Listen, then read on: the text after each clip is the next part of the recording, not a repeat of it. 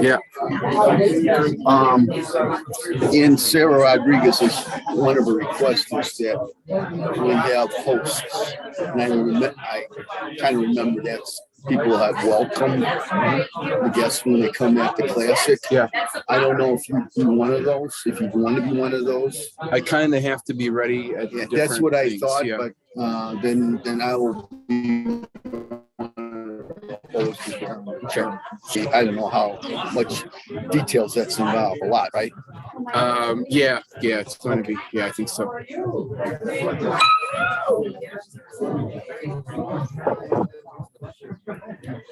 Ladies and gentlemen, welcome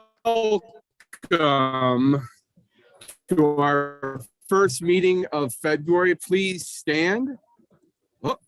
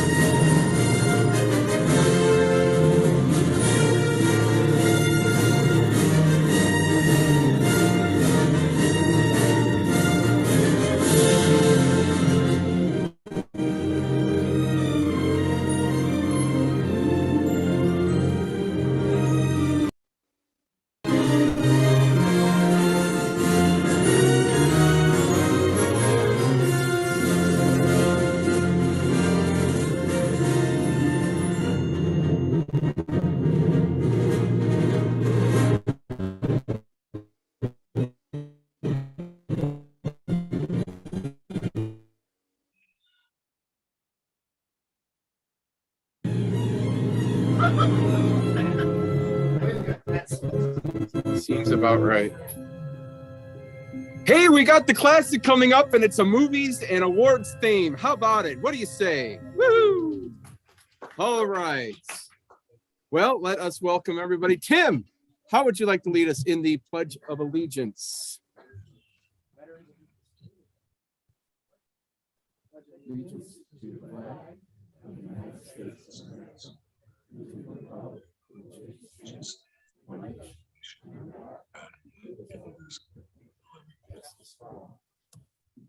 And Don, how would you like to lead us in the four-way pact? I'll have the courage to tell the whole truth. I'll be kind in the way I tell it. I'll be fair and not seek selfish advantage. I'll have an open heart. And Jack Lucas right here in front. He knew he was coming up here. Please bless us with an invocation.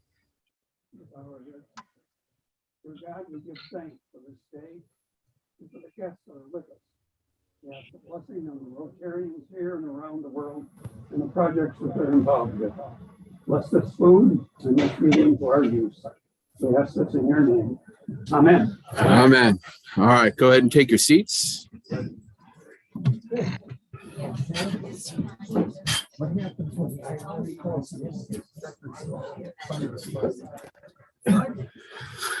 All right, Mr. Man, I got to mute you because you keep snorting. But you're the only one here, so hope you enjoy.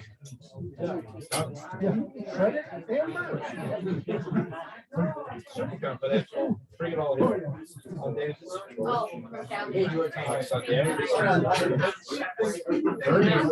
I was in high school, the architect designed our building. Except when I was 17 years old.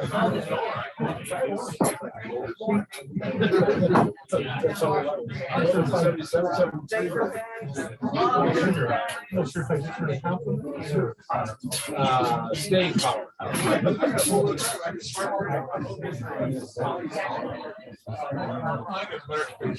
See it, Danny?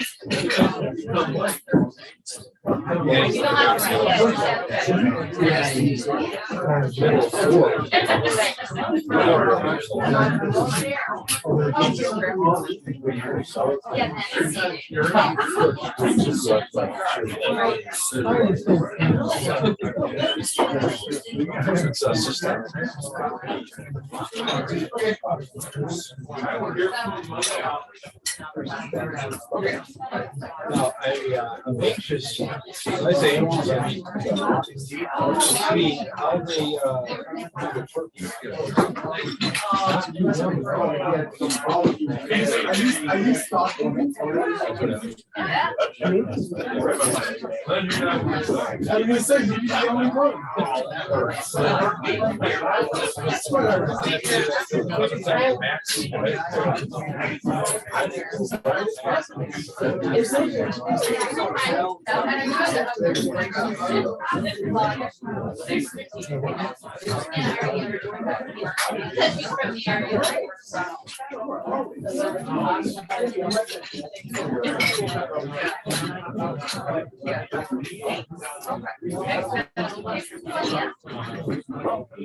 how many people online?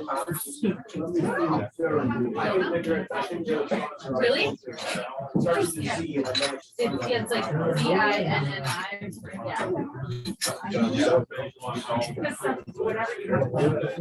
I did. Stay warm. We bumped to the west at lunch the other day.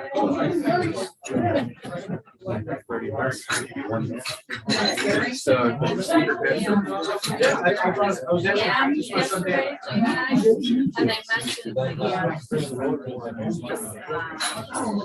upstander. Yeah, the upstander that I put out. That wasn't the case. Completely, yeah, I screwed up once. I didn't want to do that. Hi, Rotary family.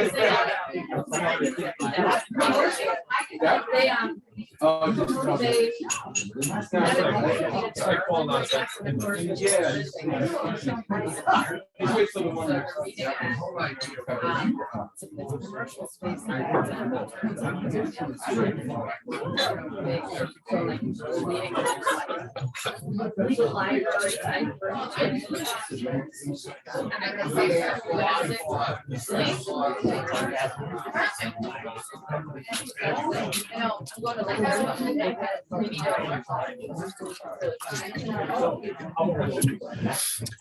Oh, hey, we can turn this thing on, right? Oh, there it is. All righty, there you go. All right, Debbie Schmidt is here, so let's get started. We do got a full boat here today. Got a bunch of guests here too, as well. We'll be doing happy dollars. Hopefully you all did your homework from last week. Last week's happy dollars. We really need to step it up this week. Club announcements. We will not be doing the Queen of Hearts yet, not until we get that board. So it's just going to roll over and roll over again. So if you've got a preference as to doing 3 separate ones once it arrives next week, or just one big one, I'll take your votes via email, because I know nobody will email. So we'll do it whatever I decide. Anyway, let's welcome our guests. We've got a table over here. We do have a guest. There you go. Sheila is our speaker today, and she is from Lewis University. All right. We got all happy Rotarians right in front of me, smiling happy Rotarians. We do have a guest over here. I am very pleased to introduce a visiting Rotarian from the St. Charles Rotary Club, Crystal Maxwell. Oh, very good. And at this table. This is my son Danny Miller. He was he's affectionately known as number 3 of 4. Danny is a senior director at a digital marketing company called Ansira. He does strategic alliances. He one of the smarter kids that didn't get involved in the sign business. Danny Miller. All right, thank you, Danny. Very, very good. So we've got some Rotary Foundation of the Week, Global Grant Scholarship. You know what? I did that last week. Forget that one. What I really want to talk about is there's an economic update from Charles Evans. There is a fee to it. The Lake Forest Club has this event going on. It's via Zoom, where if you are really interested in the outlook globally, economically, this could be a good one. And Rosemary, this reminds me, I will send you an email with all of this stuff. So you can check that out. It'll be in the buzz, the link if you're interested. It's March 2nd in the morning. We also have the Community Service Committee here is going to be putting together a Valentine's Day bag for the seniors of the barn. So we'll be meeting immediately after next week's meeting to put that together. So plan accordingly. That'll also be a reminder in the buzz. And just a quick reminder, the Carroll Stream Club, which did buy tickets from Alan Gabe to the Classic, they have their tickets available for that golf that Marina talked about a couple of weeks ago. You can get some more tickets there. So lots of Rotary things out there in the world. How about some happiness? Who's happy today? Everybody had a homework assignment. Come up with a happy dollar. And Rosemary is going to be the first to make us happy.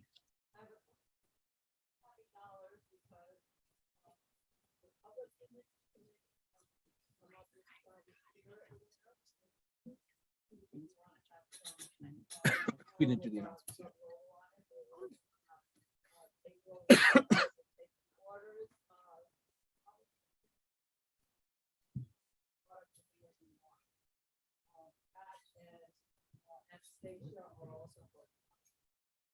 Another $2 happy dollars to thank Barry and Jen for learning the process of taking and recording plastic tickets, and they will be handling it while I'm away.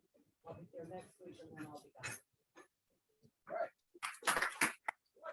Over here, look how everybody's got their hands bolting up in the air.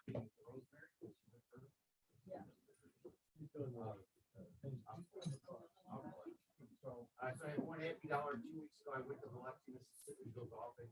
One of the days we went to Fallen Oaks, which is sort of a private club associated with the hotel. And I got to use Michael Jordan's locker, so I thought that was cool. I was right next to Alice Cooper's locker. Very cool. Thank you. Thank you. Yes. I have 20 happy dollars. Woohoo! I am happy to be back from my impromptu vacation to Florida. I got to visit and stay with my mom and dad at their Florida house for 4 days.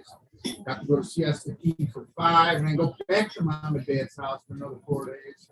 And as cold as it was wonderful to get away and be in the land that nobody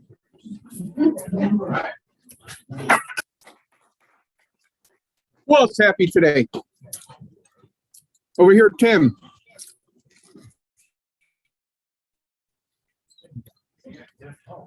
Oh, there you go. I have $12 for last week. My server got hacked on my website, so I was working on that. And I was able to get rid of all the viruses that affected the website. And then I have $88 because my daughter's selling Girl Scout cookies, and for every box she sells, I will give $1 for it. There you go. Cool. Very cool. Let's stick with that table. And Holly. I have a couple of $50 because I'm very excited to be doing a wings project, which I was really glad to announce. Very cool. Bruce. Bruce. Because on the Community Service Committee for the Valentine's Project that you just announced, it was my job to get puzzle books that we were including for the seniors who pick them up, 120 to be precise.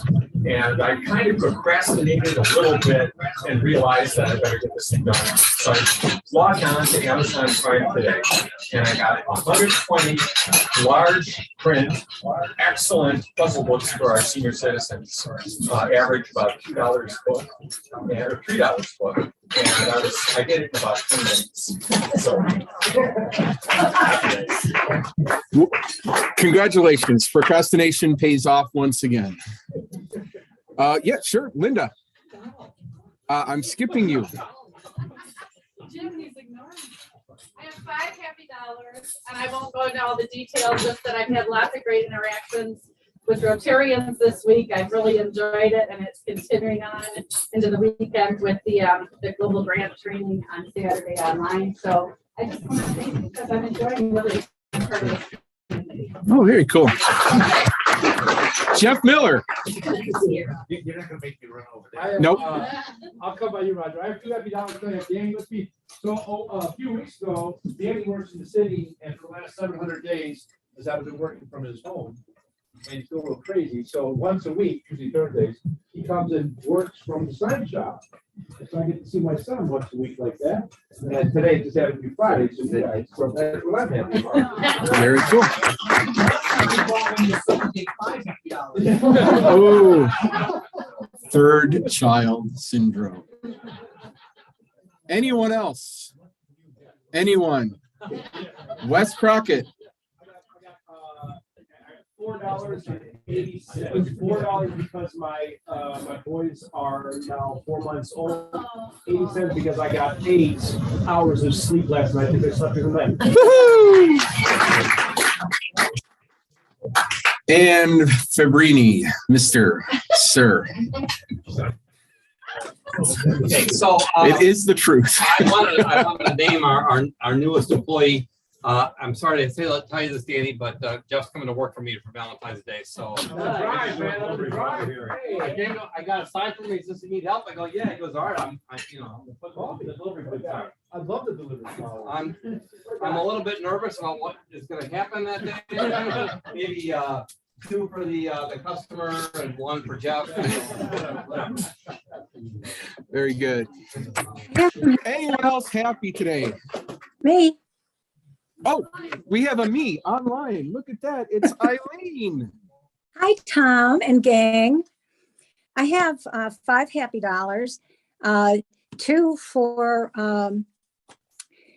the gang on community services putting together the goodie bags for the barn and for the veterans at Trickster. And then for Amita, who came up with 120 pairs of non-slip socks for us for the seniors and 60 pairs for the veterans group. And they're also donating lip balm and sanitizer. And it was just, it was my job to reach out and ask. So while I was asking, I asked for a lot and they came back and said yes. So thank you, Amita, for stepping up to help us make somebody else smile. Really appreciate it. Those are my happy dollars, Tom. And I did forget to acknowledge Daryl is also online. Let's give Daryl a big round of applause. I muted him because he was grunting too much, but anyone else here? Anyone else here? See, isn't that more fun? All these happy dollars. Look at this. This was a riot. Let's do club business and announcements. Wes, we still got some room at your place. Yep, couple slots left. If you are somebody who's going to be attending, stand up. Sorry, if you are going to be attending the Super Bowl party, I would love for you to just raise your hand and let me know or sign up.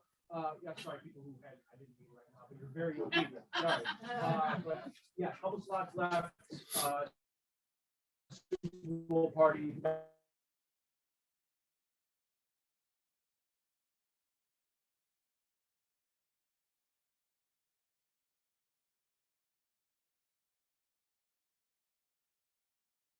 Would have been great. That is a perfect combination. It's just going to be a great Super Bowl, I think.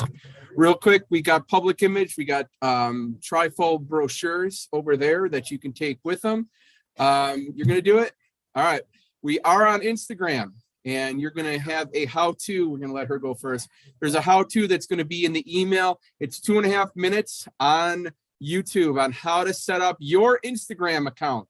Yes, you're all going to get to 2015 and join Instagram, and you're going to learn how to do that online, but also come and tell us what's going on. All right, thank you so much, Rotarians. I really encourage you to take this paper on your table. It's easy. You use daily your phone. So yeah, get closer. They can't hear you. Oh, I'm There you sorry. go. So you use daily your phone. So basically what do you need? You need to install Instagram application. So you have manual on your table. Again, this one for iPhone and for Android users. So please do it today or till the next week. So this is your homework. And we're gonna do much more work. We have a project.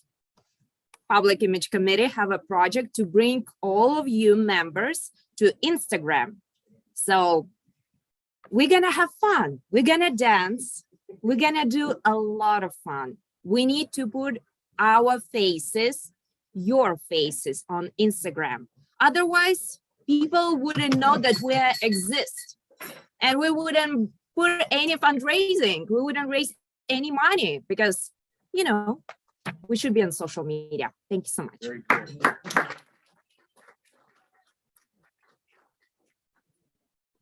And I just wanted to give a few more details about the project I'm doing for Wings for the kids in the safe houses.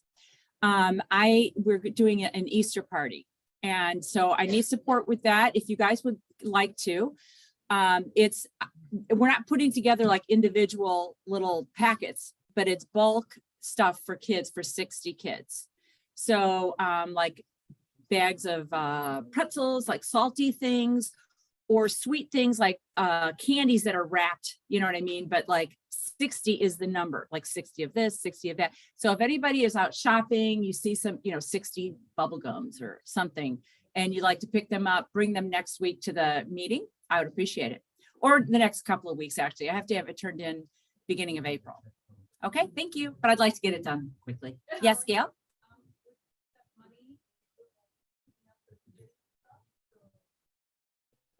Well, it's been budgeted to the, community service has provided a budget for this. But I'm gathering support from the members because it makes us feel good to support this, and then it costs the club less. So if you'd like to give happy dollars to the club in honor of this Wings project, that would be like a roundabout way of doing what you just said. But that's like making it more complicated than it needs to be. So thank you, Gail. Linda. I have Yes. leftover toys from Christmas. Well, I also need bingo prizes, so that would be fabulous. So let me know how many you need. As many as you could bring. I have 10 boxes. You know. Oh, Lordy, no. Yeah, like 25 or something. 25 or something? Yeah. Okay, I'll bring them next Okay, time. awesome.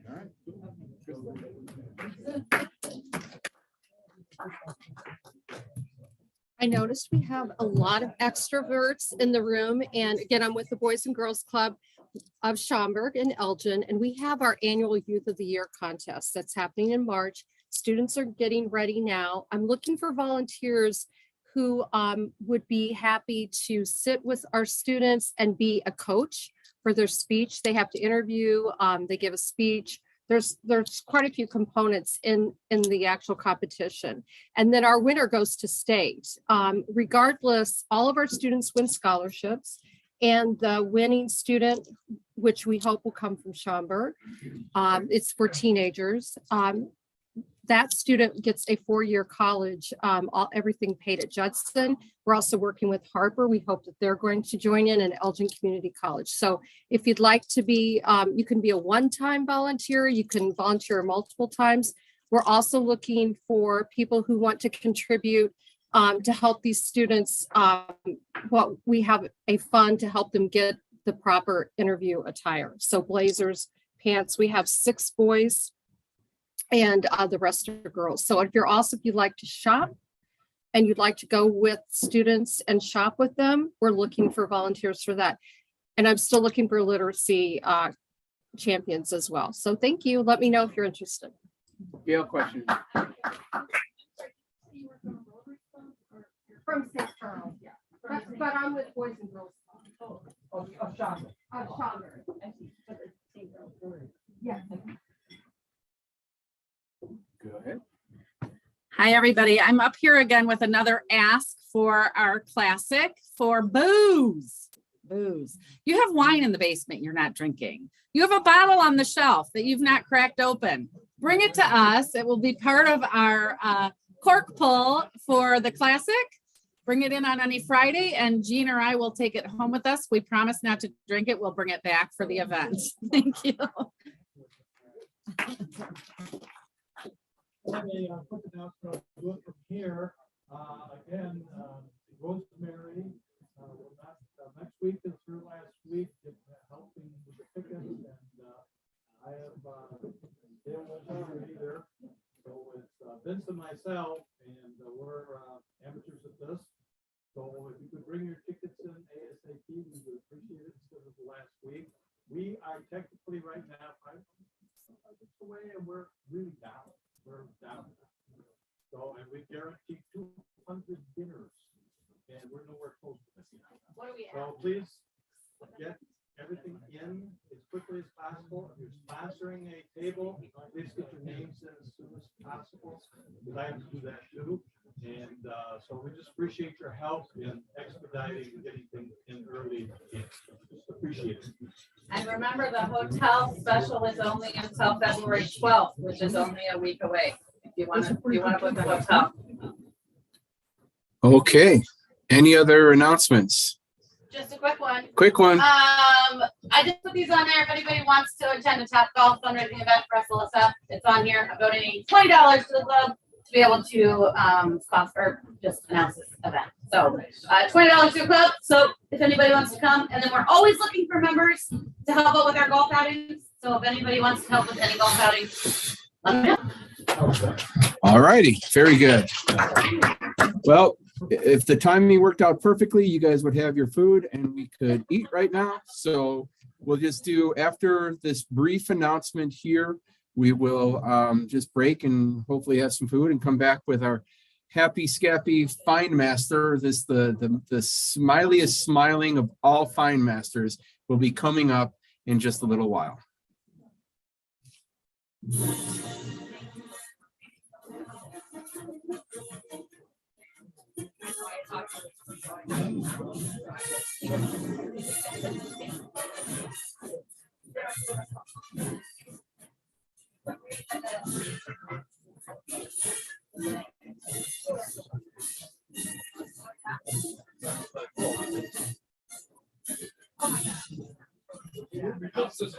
Oh my gosh, she's amazing.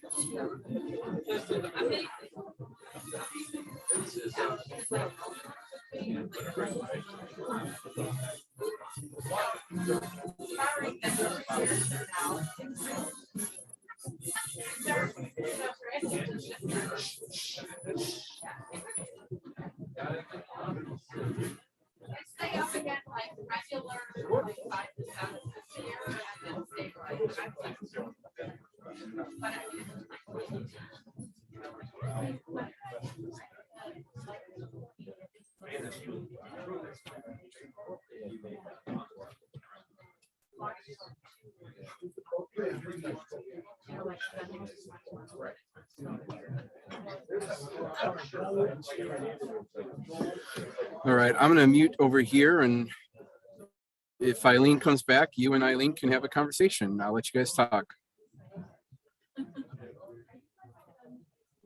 I'm here, but I don't know who else is.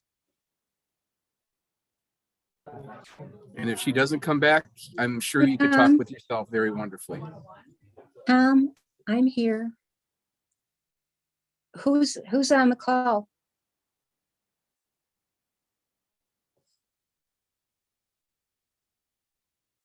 Hello? It's Daryl. Oh, Daryl, hi. How are you doing? Good, how are you? Well, pretty good. Weather's a little better here than it is in Illinois, but Yeah, well, I can tell you, it does have its moments. I've been laying a little low because I hurt my knee, so I haven't had to kind of really risk going out and falling on my butt. But I already had the injury, so hey. what the heck, huh? How are you guys doing down there? Having a good winter? Well, yeah. I didn't get down here till the 12th of January. Or was it the 18th? I think it was the 18th. So we had a new baby in the family. Oh, congratulations. So young Mr. Cole is doing fine, but we have his big sister Mackenzie here. Hey, Kenz, come here. Come here. Hi. Say hi. How are you? I'm good. And then I told you my tablet not working. Her tablet is not working, so she has a charger for it. So I have to let her go now. And I'll bet Grandpa can help, right? Well, Grammy's here, so she'll take care of it. Yeah. Now, does your granddaughter live down there?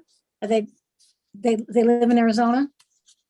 No. Do they live in Arizona? No. Who? Your granddaughter? No. She came down with. It's kind of a long story. So Debbie stayed longer to be with our daughter, and then she brought Kenzie down with her. And now next Thursday, she's flying back with Kenzie. But I'm not going to be back till probably May. I don't blame you. Lou and I were talking. Lou's brother lives in Prescott, and we love that area. Yeah, well, it's got the right temperature. We've batted around looking there. And you probably know this, in that area, housing is as expensive as it is here. Well, but you don't pay the same kind of taxes.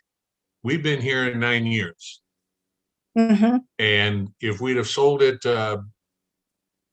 right before Christmas, we'd have doubled our money. No kidding. So that's not a bad investment. Yeah, not bad. Well, because they're not $95,000 houses either.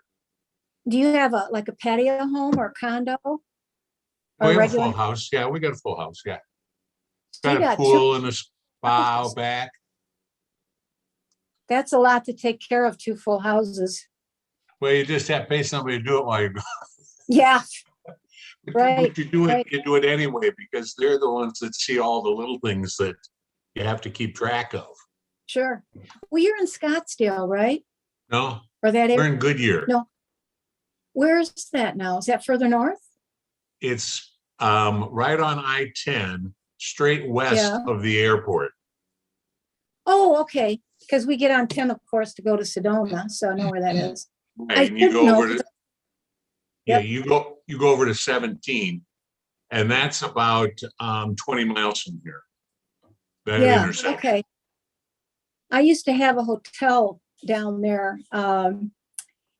And so I was in and out of there a lot, but that was 20 years ago. So it's kind of off my radar now. But, Well, when we moved here, go ahead. No, you. When we moved here, I think Goodyear was, maybe 50, 60,000 people. It's over 100 now. Holy cow. Well, I had a client who lived in Carefree, and I had a chance to go there while he was building his place. And he built the neatest place because he had a lot of land around him. So there was a lot of chaparral and stuff. And he built like a patio on the roof. Above his patio, he built another deck kind of thing out there.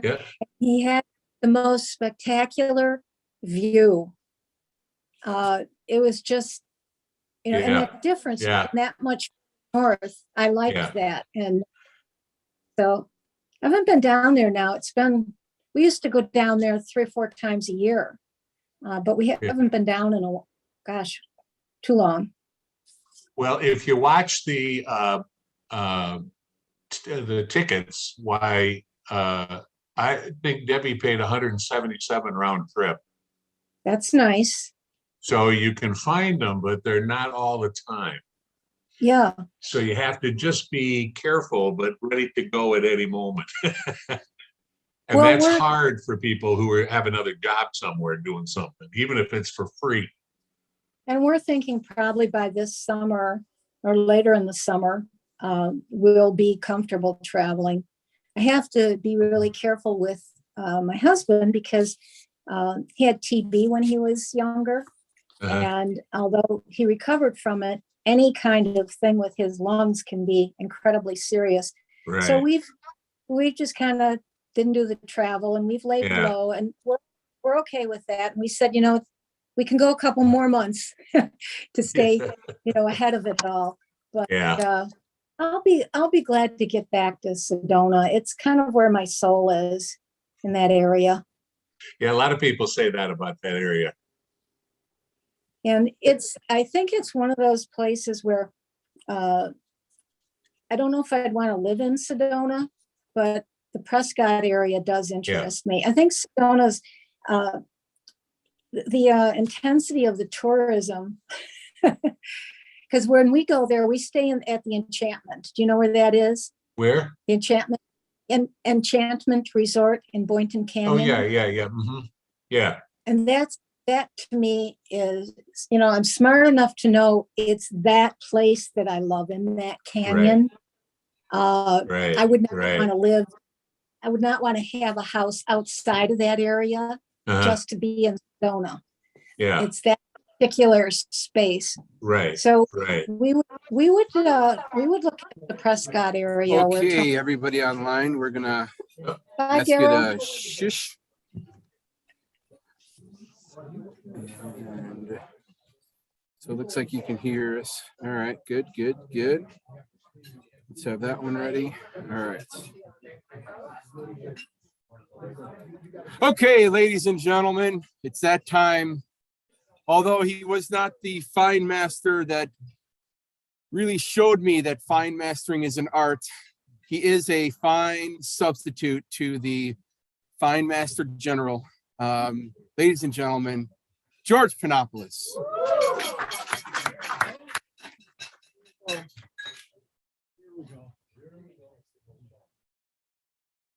What an honor, with 3 other fine masters in the room, that I'm the fine master today. No idea how that happened. I haven't been a fine master for 4 months. I checked. I only got out of it, but no, apparently not. So for our 3 guests, if I counted correctly, I'm the fine master. So what we do, every week is yet another someone up here like me, and I get to find whoever I want, whatever amount of money I want for whatever. And then we just take that money and then we give it to the community. So it's all a good thing. It's all meant to be fun. So we'll see. But there are some fine masters that we've had who, they come up here and they make you By the time they're done, you feel like you've been tortured, like they've been holding you down by the neck while somebody else grabs your wallet and takes all your money. And then there's other guys like Jeff who, you know, by the time he's done fine mastering, you feel like you just watched a wonderful Broadway musical and you're very happy. And, you know, even though he just took your money too, you're happy and you're laughing and you're having a good time. This will be neither one of those things. So, all right, so I need a few people maybe volunteer to collect money. Thank you. Well, good, Deb. Maybe one more in the back corner. Mike, thanks. All right, so I tend to not like to fine anyone individually, any individual fines, except there's just one today. And Tom Ghosh knows that until those damn boards come in, that he should be fined every single week for the Queen of Hearts. So Tom, you can, oh, by the way, $5 cap today, $1 per fine unless I change it. So Tom, pay $1. How's that? All right, nice. All right, so earlier this week, last couple, I don't know, I can't even remember. We had Groundhog Day, right? So this is gonna be a quiz on Groundhog Day. So you guys are just gonna have money in your hand, dollar at a time. Dollar at a time. I won't fine you, Roger, because that is correct. So we're going to start off real easy. Okay, so everybody's got $1. They're ready to raise their hand, right? So when is Groundhog Day? Is it January 31st, February 1st, February 2nd, or February 3rd? So who thinks it's February 2nd? You guys are smart. That is correct. Everybody else, if you didn't pick that, pay $1. See how easy that was? There's only 9 more. Let's see if they're all that easy. All right, so let's see. Oh, based on whether or not Phil sees his shadow on the morning of February 2nd, if he sees his shadow, A, we're in for 6 more weeks of winter, B, spring will come early, or C, Phil is constipated. So who thinks it's C, Phil is constipated? Nobody. Okay. How about B, spring will come early? That's $1. Everybody else is correct. So it comes 6 more weeks of winter. Okay, so next one. What did Phil predict this year? Did he predict A, 6 more weeks of winter, an early spring, or more constipation? So who thinks it was 6 more weeks? That's correct. Everybody else pay $1.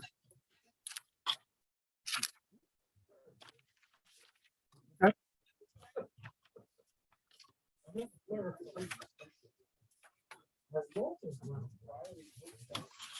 In Woodstock, Illinois. So should Vince be fined for this? I don't know. I'm trying to figure this out. 100 divided by 99. Yeah, pay $1, Vince. All right, the next one. We all know the original groundhog. Phil, the original Phil, lives in Punxsutawney, Pennsylvania. But what is the name of the place that it actually takes place? There's a place in Punxsutawney where he actually goes and we find out if he sees a shadow. So is it Hobbler's Cob, Nobbler's Hill, Cobbler's Hill, or Gobbler's Knob? Jim's laughing on that one. All right. So who thinks it's Gobbler's Knob? That is correct.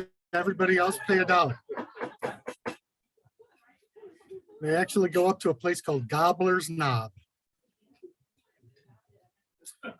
All right. So what year did this lovely Groundhog Day begin? Was it 1885, 1886, 1887, or 1890? Who thinks it was 1890? Incorrect, pay $1. How about 1886? Incorrect, pay $1. 1887. That is correct. So anyone else holding out for 1885, pay $1. Hey, did you guys know Phil is married? He is. Is he married to Phyllis,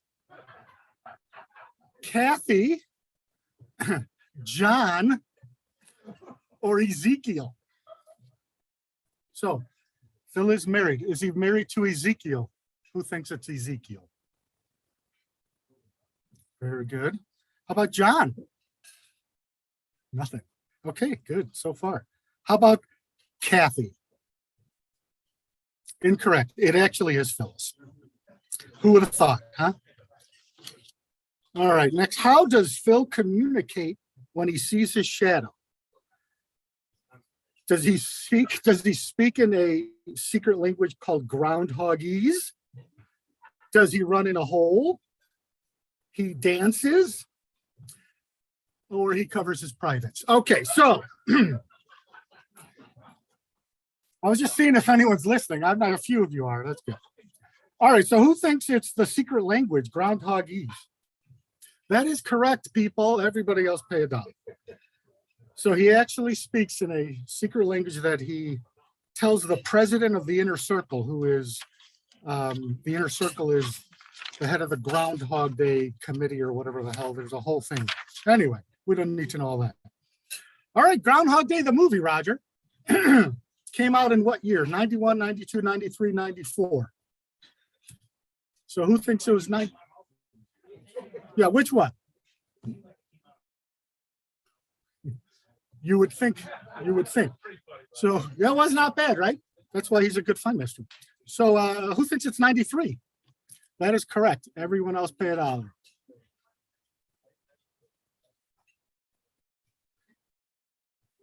Okay, I think this one may have been given away already by somebody, but where was most of Groundhog Day, the movie, filmed? Was it Chicago, Huntley, Woodstock, or Joliet? Who thinks it's Woodstock? I picked that because I figured, okay, that's correct. Everybody else paid $1. And Bill Murray, star of the movie Groundhog Day, whose name was Phil in the movie, in case you didn't put those two together. What city was he born in? Was it Wilmette? And these are all Illinois. Wilmette, Evanston, Skokie, or Glenview? So who thinks it was Evanston? That is the correct answer. Everybody else pay $1. And with that, I bid adieu.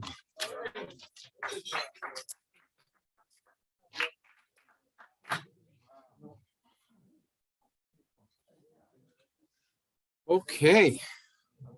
And the other note while I'm getting organized here is I lived in Woodstock while that was being filmed and got to meet Bill Murray and what's his name, the director? Harold Ramis. And Harold Ramis would always be late for filming, even though he was the director, because he would not shut up. He would meet somebody on the street, start talking to him, and just keep talking and keep talking and keep talking. And me and a friend of mine from college were one of those times that he was held back. And my friend, who is still in Hollywood today, you see him as an extra in many movies throughout the years. He was giving him advice and just wouldn't shut up. Speaking of not shutting up, let us bring, yeah. Oh, wait. Whoa.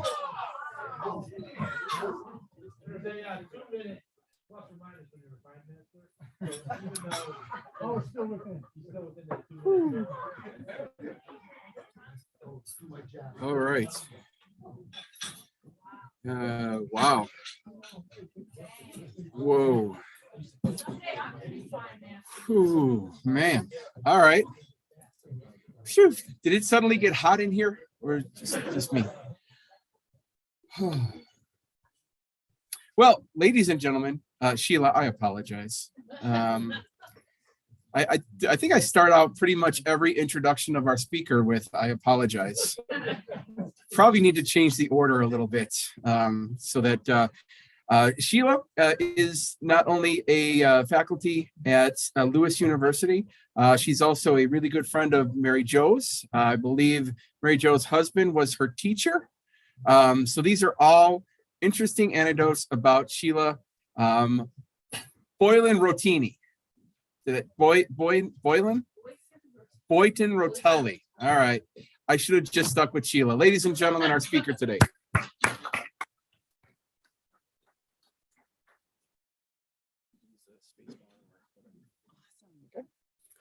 everyone. Thank you. So yes, I went and complicated things doing the hyphenation. So I always tell everyone, my students, everyone, like, just call me Sheila. So much easier that way. And the story with Mary Jo, and I think Mary Jo, it looks like her iPhone's on here. So actually, her mom was a teacher's aide at my school in grade school. And then she separately, before I met my husband and I started dating when we were 13. And she used to babysit my husband. So she's got all the dirt on him, has told me all the stories. So there's actually a few connections there with Mary Jo. And I know she's not able to be here live, but hi, Mary Jo. I see that you're online. Well, this is my first opportunity to connect with and be with this fantastic group of people, but you seem really, really fun. My table over here is interesting. So I feel like I'm getting the vibe. I'm understanding the culture, unless you all feel this is not a good representation of the vibe and the culture, but that's what I've been experiencing right here. Well, it's been fun. It's been fun so far. So I was invited to come talk to you guys and share a little bit about an experience that I had and kind of the broader message I think that applies to all of us. So you heard a little bit about my background. So first and foremost, I am a mom and a wife. So I have 3 little kiddos, 7, 6, and the real troublemaker just turned 3. Over here, we're bragging about sleeping 8 hours. I haven't experienced that in 7 years, so I can't wait. Tell me at some point I will be sleeping through the night. And I am a professor, as mentioned, so in the College of Business at Lewis University in Romeoville. I've been doing that for the last 10 years. And I had a few career pivots to get me to where I am today. So I actually started in industry. So I started, I think Mary Jo might have sent this out, but I started with a degree in fashion merchandising, thinking I was going to have this huge fashion career. And I became a buyer at Sears Holdings Corporation after I graduated. And on my very first day, I'm kind of imagining what category I'm going to be buying for and merchandising with this fashion in mind, thinking maybe clothing or, I don't know, home goods. And I get handed my category of men's steel toe work boots. And to this day, I know more than any human being should know about men's steel toe work boots. But I guess if I learned any lesson from that, it's funny how you can become passionate about something when you really care about your work. And so that kind of principle has been a theme or an undercurrent of everything that I've done throughout my career. So I've had a number of career pivots, ended up moving out of that space of merchandising and buying into human resources, spent a few years in that space, talent development, talent management, talent acquisition, until I finished getting my MBA, made the crazy decision to go on and get my doctorate in organization development. And that led me down the path of pursuing my executive coaching certification. So for the last 12 years, I can honestly say every morning when I wake up, I'm so excited to get to do what I get to do every day. And that's my biggest wish for people. And I know that for many of us, we don't necessarily find that, you know, in our first year after graduating with a degree or our first work experience that we end up pursuing. But hopefully I can be a little bit of an example of you can find something you're tremendously passionate about and you love, and it's worth the effort, the time, and sometimes a little bit of the pain it takes to find that. And so that led me to the opportunity last year where I actually gave a TED Talk. And this was kind of like in the back of my mind is something that I'd love to do, like a bucket list type item, right? But when I say that, it's the type of thing like it's way out there, like maybe, you know, at some point in my career, I will give a TED Talk. And this opportunity randomly came up that I was able to give a TED Talk last year. So I was so excited. And then once it kind of happened and finished, I'm thinking, oh my gosh, I really need to rework my bucket list. That was the epitome. That was the absolute top. So I've been spending my time over the last 6 months figuring out, all right, what else am I going to add to this bucket list? I got to up my game. But my topic was exactly what I mentioned to you. It was called, what do you want to be when you grow up? Let's change the question. And as I have 3 little kids, and I know a number of you are talking about how you've had the opportunity to influence others and help them, mentor them. As you guys have been talking today, just about organizations that you're involved with and things that you're passionate about, such an opportunity to help influence and mentor others. I think this is so important that it's not just about the doing, but it's about the being. And it's not just about the what, but it's about the who. So really taking that time for us to do self-reflection experimentation, try out different roles, learn from other people, and figure out what really gets you excited. What is it that's going to help everyone to be so excited about what they get to go do every day? And so that's a little bit about this TED Talk that I had a chance to give last year. Now, the bigger arc or the bigger picture, I think that is for all of us. Maybe you don't aspire to give a TED Talk, and maybe you do. But all of us, that invitation to think about, what is your thought leadership platform? What's the message? What's something that you could share with someone else that could really inspire and benefit them? And I think the biggest challenge that I would put out there is that some of us think, well, I don't have that. I don't have that thought leadership message or that experience or that story that's going to inspire and motivate and excite someone else. And that's exactly the narrative that I would encourage you to challenge for yourself. Each of us have a unique lens that we've lived the world through. Each of us have a unique experience and set of experiences that we've learned from that have shaped who we are. And we take that for granted because that's just you. That's just how you've lived. But I think what we take for granted is we don't realize how that story is exactly what someone else needs to hear. That story and what's important to you is exactly what will help and support someone else to achieve their dreams, to achieve their greatness. So if we boil this down to what is that, we call it thought leadership. So how many of you, raise your hand if you feel like you are there, you are a thought leader? Go ahead, raise your hand. Nobody? Oh, we've got my table over here. See, I sat at the right table and we've got some back there. And I think that's the spirit because everyone is a thought leader. Everyone has something that's important to them, an experience that they've lived, something that's happened in their life that can be meaningful to someone else. So that's what we're going to talk a little bit about today. That challenge, that encouragement to think about, what is your thought leadership message? And what are some ways you might want to share that? It doesn't have to be the TED stage. It could be something like speaking to this fantastic group of individuals and sharing your story here.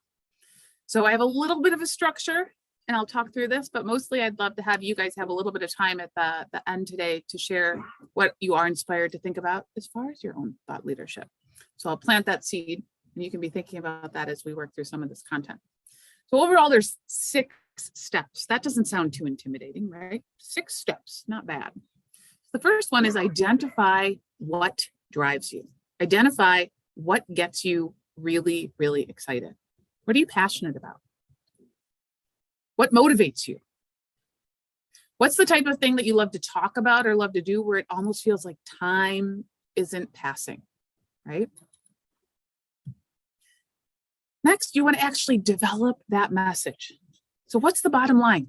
What's the lesson you learned from that specific experience that someone else might benefit from? Think about that question, right? Developing your specific thought leadership message. And that will lead you to what that signature thought is. I don't know if anyone's ever read the book by the McKinsey Consulting Group called The Pyramid Principle, but it talks about how as human beings, sometimes we kind of stink at the whole communication thing. We are such good storytellers, or we're so lost in our own thought that if you think about a funnel of communication, we start up here and we're telling all the details and painting the whole picture. And it's not until we get to the very end of what we're saying that we bottom line that message. And what their research says is actually flip that pyramid upside down and start with the bottom line message. And maybe you guys have experienced this before. Have you ever called someone, you ended up getting their voicemail? And I don't know why suddenly that feels like such a shocking experience that we got their voicemail and we start leaving a voicemail. And then halfway through the voicemail, you're asking yourself, what am I even saying? Like I'm rambling on in this voicemail. And maybe if you can't personally relate to leaving that voice message, I bet most of us can relate to receiving those voice messages, right? My dad is definitely the best at this. I feel like I have this private subscription to a podcast that nobody else has a subscription to when he leaves me these voicemails. It really could be something widely marketable. He doesn't realize how funny he is. But how do we bottom line this? How do we think about what's the core, what's the heart of my message?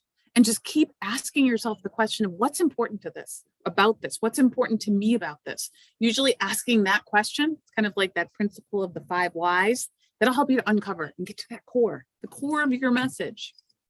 And then the next part is find a container. So you're going to hear me mention this a couple more times. Find a container for your message. When we say container for your message, this could be anything. It could be a TED stage. It could be an event like this. As a professor, I love having experienced individuals come and talk to my students because they don't believe me.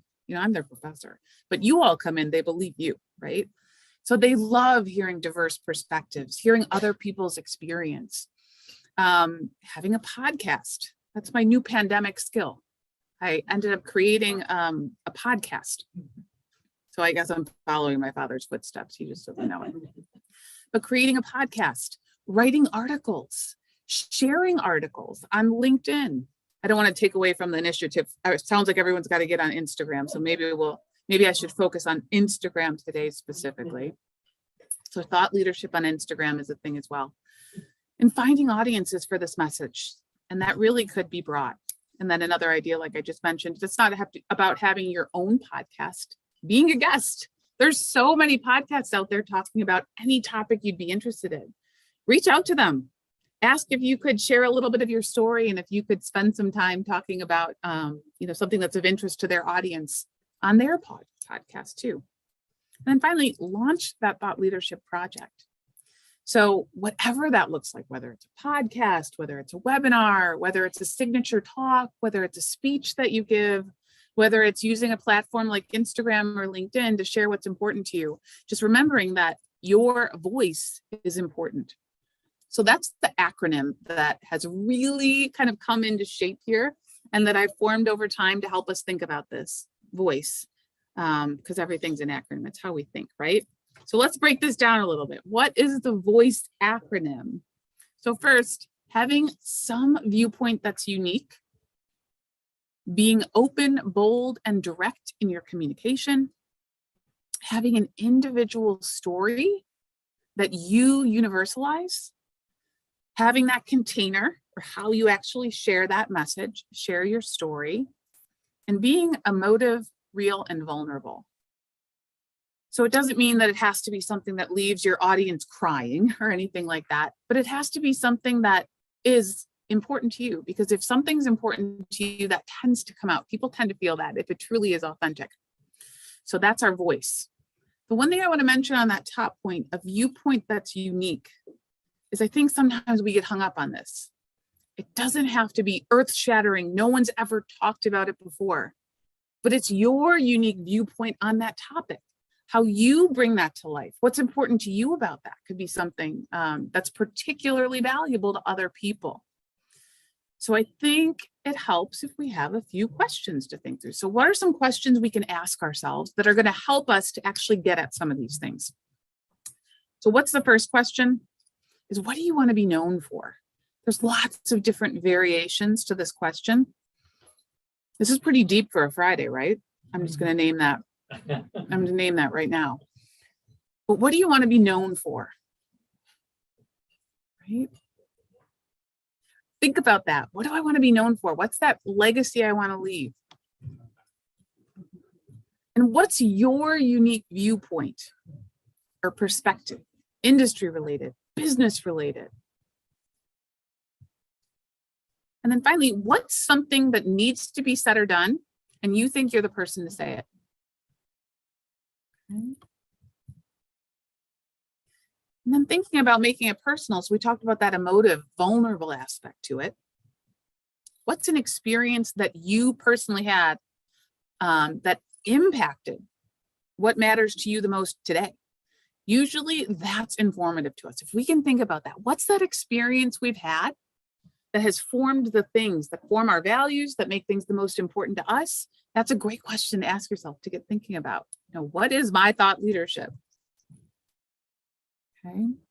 And then by extension of that, how can that help other people?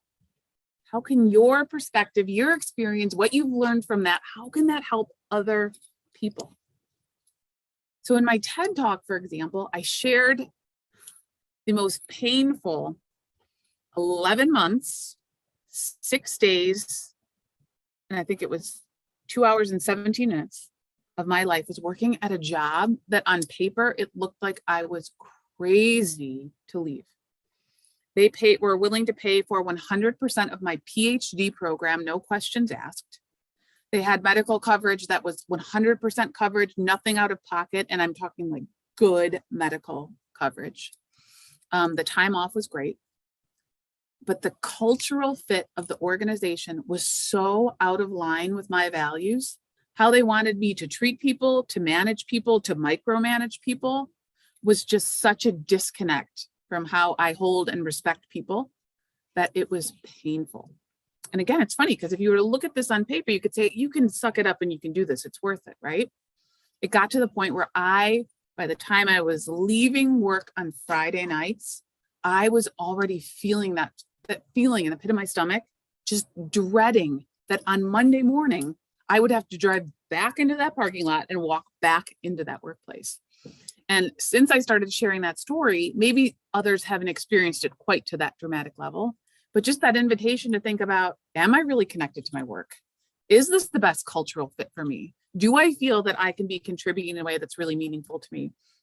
It's been really inspiring for me to see how that has helped others to think through that question, maybe in a way that they've never thought through it before. And whether they make a change or not, it just gives them a different way to think about how they want their work to fit into their life in a meaningful way. So that's a big part of my thought leadership platform and the TED Talk that I had the opportunity to give. You know, instead of asking little kids, what is it that you want to be when you grow up? You know, asking them, what impact do you want to have? How do you want to live your values through your work? Who do you want to help? It's just an entire different frame on thinking about, you know, how we bring something like work, where we spend so much of our waking time doing this whole work thing, right? We spend way too much of our time doing this not to love it and not to feel like it truly is a meaningful part of our life. So with that, I would be so happy to open up the floor to questions and save a little bit of time as well for you guys if you wanted to chat with each other about what's important to you. What's your thought leadership platform? So Jim thank wants you. to know where you worked that you wanted to quit so badly. That was my question. It had to be a management. Actually, I was gonna guess you are a politician. No, Just kidding. no, and no, my friends, but I mean, my LinkedIn profile is out there, so you can take a look. Exactly. Wes, go ahead. Thank you. That was a great talk. And through it though, I'm not sure that I could tell you what a like define a thought leader. I don't know that I could define a thought leader right now. And so, like, I know what they do, Yeah. but what makes them that?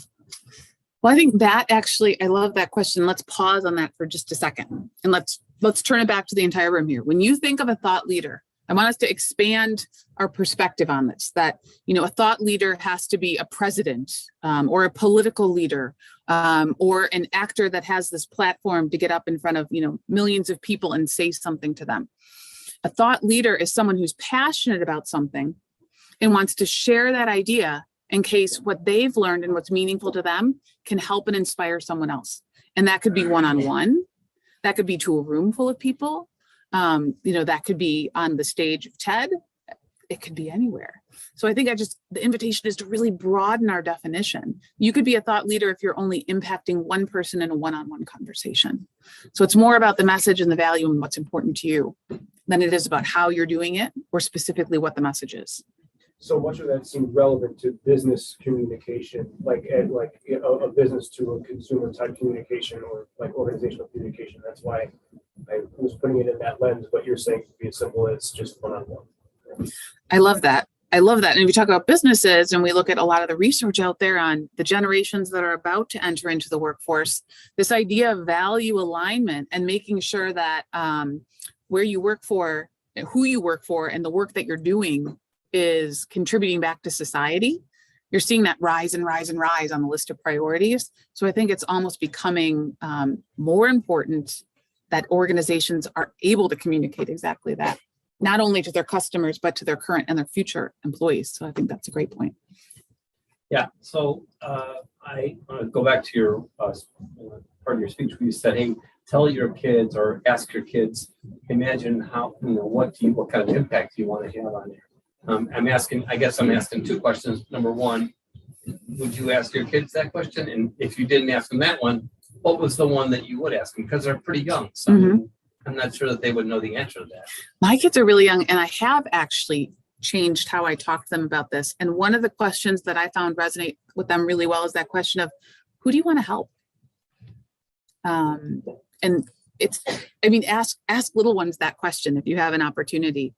It has opened up my eyes to a whole different way of thinking, reminding me how I might have used to think about that. But I mean, the world just changes us as we move through, our education and life. And we get asked this question about, what do you want to do? What do you want to do? What do you want to do?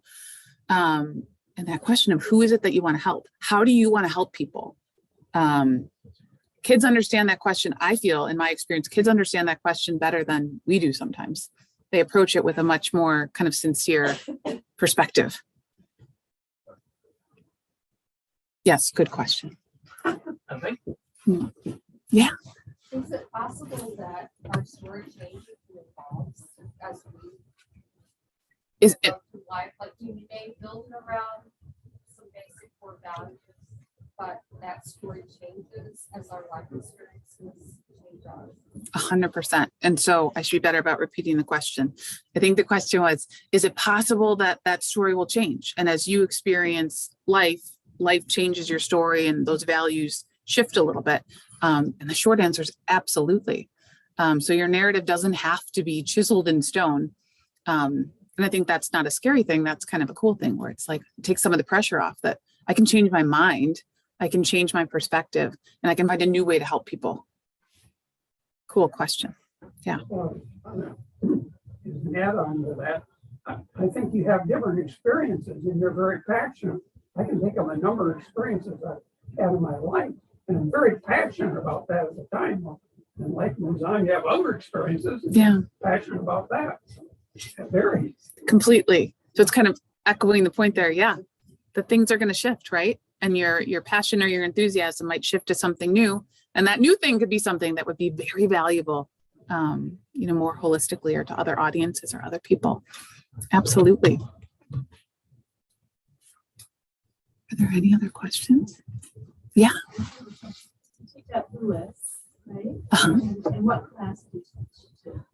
What classes do you teach? Got it. So I teach at Lewis, and what classes do I teach?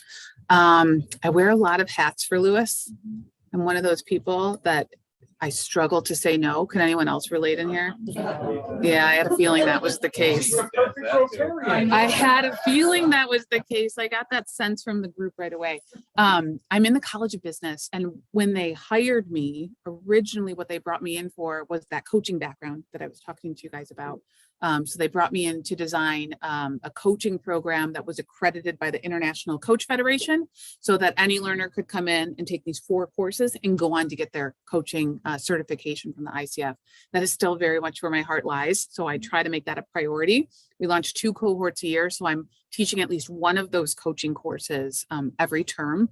But I also oversee our MBA program. So we just went through a brand new redevelopment of the MBA program to create what's called a stackable degree.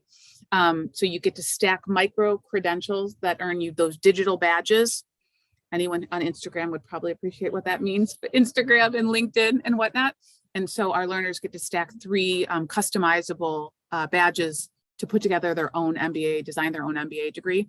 So I oversee that, and I teach our critical thinking and communication course. I teach the coaching courses, and I teach talent development courses and a few leadership courses. So I wear a few different hats, but my heart is in the coaching space.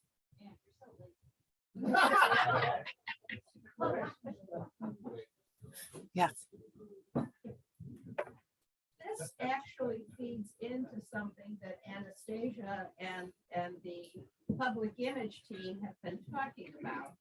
And that is inviting our members to use their stories to tell people about being a Rotarian, being in the club, and using Instagram to launch that. Yeah. To do mini videos of members telling not their whole life story, but answering a specific question that we can then post. Yeah. So everybody do put on your thinking caps. If you were to have one thing about your relationship with Rotary that you wanted to tell the public, what would it be? So when we call you to say, can you give us 3 minutes after the club? You say, oh yeah, I'm ready for that. And it's actually encourage other young people why we take an Instagram, because it's young generation out there. And our goal is to bring younger people to our club. So that's all your stories will encourage actually to come and visit us and maybe become a member. There you go. And I don't want to steal their thunder, but this table really wants you to attack TikTok next. So that's sarcasm, by the way. All right, speaking of young, one more question from Holly. I just think that this is so relevant for our club in this whole thought process, because everyone in this room cares about affecting and helping people in society and connecting the dots so that somebody else gets help. And everyone has a similar thought process, but coming from so many different perspectives, the diversity in this room is amazing. So I think forming a question to sort of like embrace like that the unity of our general purpose and how we individually come about that would be a fabulous platform for Instagram. I love it. Call me, I'll do it. Well, what a fantastic way to close. Thank you so much, everybody. Thank you, Sheila. And it's brought in by Mary Jo. You'll appreciate our gift to you. Very much. From Hugs and Loves. Thank you so much. Thank you. All right, another big round of applause while I switch things over here. You guys may not see it, but Daryl was given a big round of applause there. All right, let's get this back on track here. We ate, we had fun and frolic, we had our speaker. Next week's meeting, we will be staying after. Don't forget, staying after to help out, but fill up some bags for the barn. Marina from the Schaumburg Barn is scheduled to speak, and she'll be talking about how we as Rotarians, well, many of you as Rotarians have impacted the Schaumburg Barn. So let us all please rise once again. And Robert Fleischman, would you like to lead us in the four-way tests?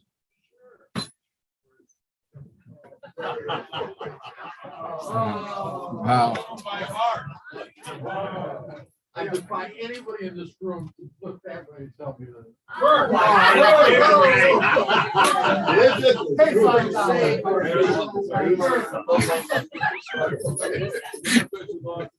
Over there, over there. Just say. Oh, wait, what'd I do? I went the wrong way. Sorry. I'll go back.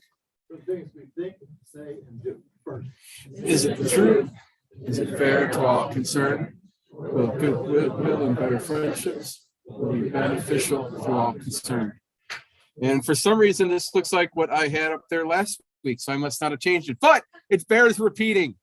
What is Rotary and why does Rotary care? We work hard to give back. We want to create better future and make a difference. We know we can't do it alone, so we get our support and strength from other Rotarians, both in our communities and across the world. Let's bring that out to everybody this week, and we'll see you right back here next week. Thank you so much.